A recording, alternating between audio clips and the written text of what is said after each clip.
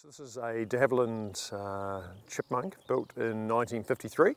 The aircraft itself first flew in 1946 and was intended to be a replacement for the tiger moth.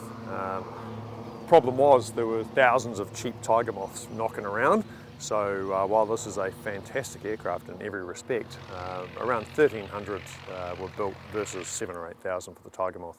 But it was a military trainer, so it's fully aerobatic, and as you can see it's got a tail wheel on it. It's one of the last trainers in the Royal Air Force to have a tail wheel. Modern aircraft have a nose wheel configuration, and the tail wheel is a little bit more of a handful. But it's also the reason why the Battle of Britain Memorial Flight, which is the Royal Air Force's Spitfires, Hurricanes and so on, they retain 2 chipmunks even to this day to train their fast jet pilots, their F-35 and Typhoon pilots, on how to fly a tail wheel aeroplane and how to fly a propeller aeroplane before they go on to the Spitfire and the Hurricane. What's it like to fly?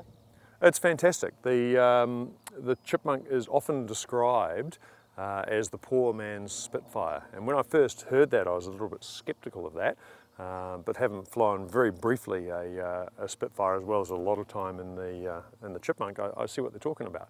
It's not super powerful, so 145 horsepower up the front, but the controls are beautifully harmonized, which means that the ratio of control force and control effectiveness between the elevator, the aileron and the rudder is as close to perfect as it can be.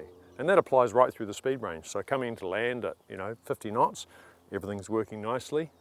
Pulling up for a loop at 120 knots, everything's working nicely. So it's a pretty good design.